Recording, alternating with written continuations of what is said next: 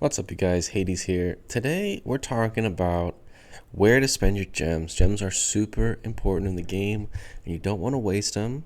Everyone has them. Free, mid, high spenders. Everyone has them. I'm making a tier list. All the places I think you should be using them.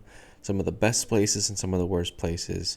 I don't have every single item on this list, but I do have enough to make this extensive enough to, make a good idea where you should go. So I'm going to do this live so you guys can see.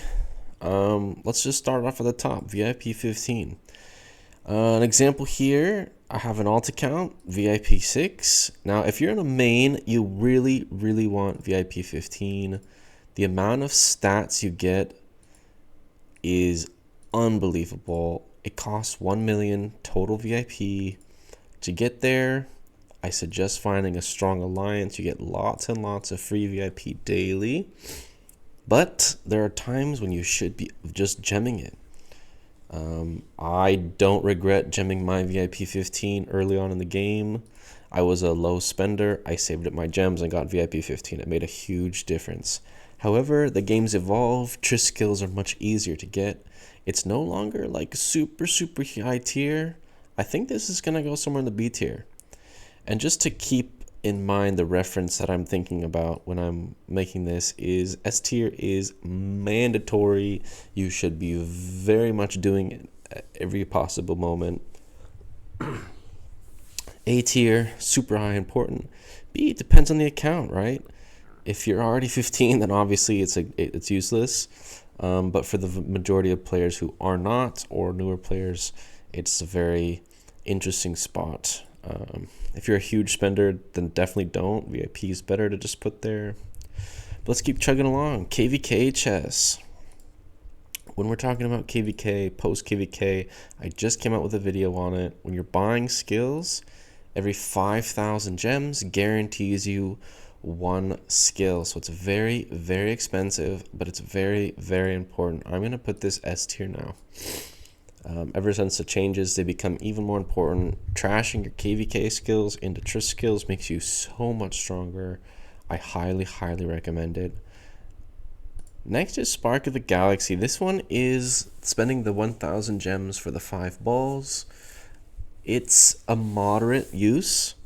It really depends on your account and if you want them, right? For me personally, it's on the higher tier. For other people, it's probably lower tier. I'm going to put it somewhere in the middle. Probably depends. If you really need those special EAs or you need the Adora, Manko, Himiko, whatever it is, it's just so slow to get the balls $1 and $2 at a time, and the $5 and above gets really inefficient. So it's definitely something to consider, especially the lower tier players, because remember, gems are free. Gems are technically free to play, and these are things everyone technically has access to. So definitely considering these for those middle tier players. Should you be using gems on Spark of the Galaxy? I think yes. I think a lot of people should be using it. If you're on the higher end of the spending tier, maybe not so many. I could easily be placing this somewhere in the A tier, maybe on the low A tier. I might leave it somewhere here for now. Gem AP. This is something I've talked about many times, and I tell people all the time, when you're spending your gems, always do the 50 or the 500s. Use Gem AP. With the new gem equipment, it's super, super valuable. The 800 a day, I don't recommend it for non-spenders, but for spenders, it is a huge, huge bonus. My team, probably on the next double reward, is going to be very close to maxed out on all the gems. And a lot of players still don't have tier 7s because they're not doing it. During Rebels, do it. During certain events, 100% do it. Daily use for it, I think it definitely has a time and place. I think it's very important at the right times. We'll just slide these over. I'll adjust them as we go later. Let's see. Arena tickets. This is something I see people talk about and do all the time. We just had arena reset. I did my 5 hits. I still have the the whatever bosses. And then there's other people who have spent 15 gems or 15 tickets, which is 300 gems or more, I believe. I believe it gets more expensive as you get more. These are a massive waste. The people who do this daily, and this includes the open arena, right? Open arena, I don't spend tickets ever. I'm about to get the master tier rank. I literally only use my free tickets daily. I still have 6 days and I'm about to hit it.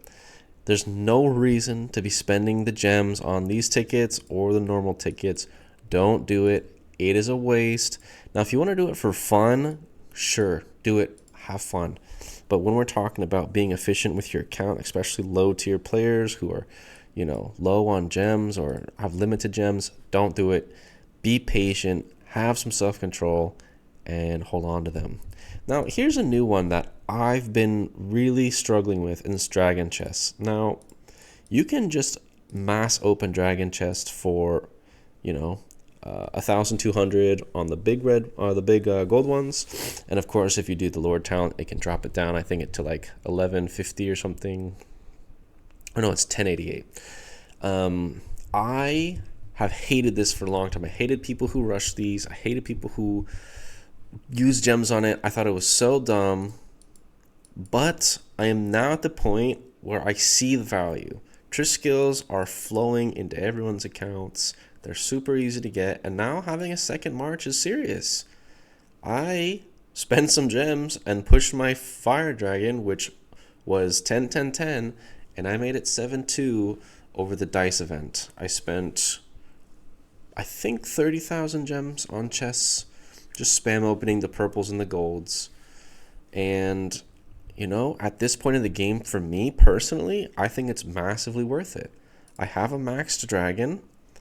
I have a good amount on the thunder, but I really wanted the fire. So I could have pushed thunder to a higher level, probably made it 8-8. I think it has like 40,000 coins, but I decided to go fire and have 3 marches.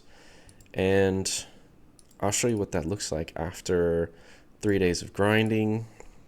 Looks like this. This is about what 25 to 30,000 gems got me approximately. Don't remember exactly what. But yeah, it got me a lot of progress. It now lets me have a decent second/third. And this, for me, in my stage of the game, has a ton of value. And I'm going to say it's kind of important. It's not something you should be ignoring at all.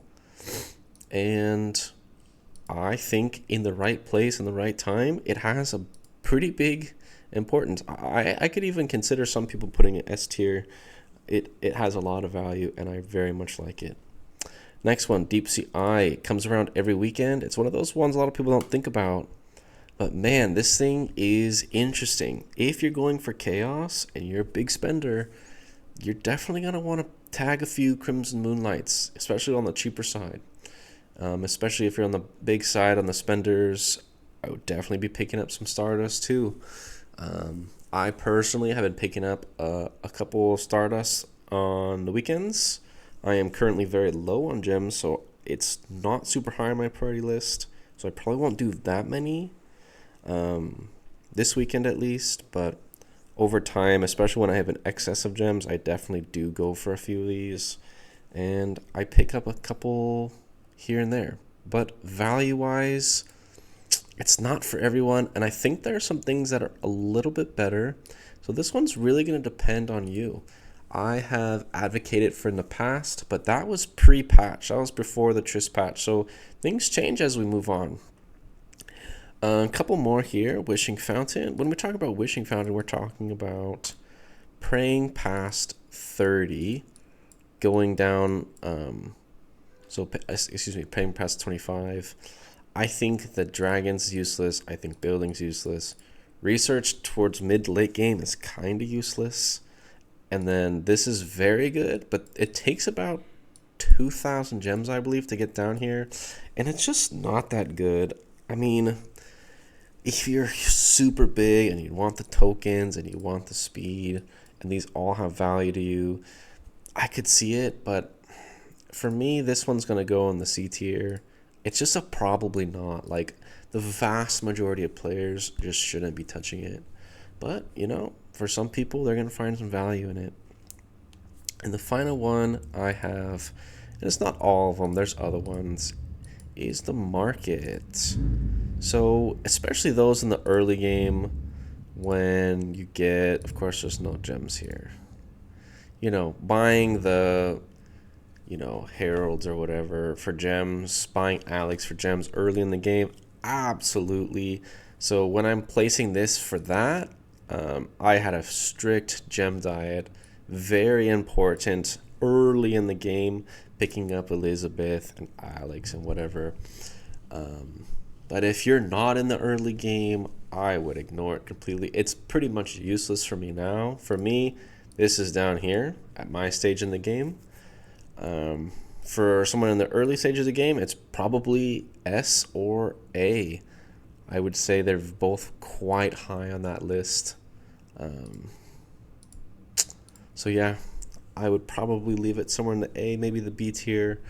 For someone in the early game, the pearls are too important.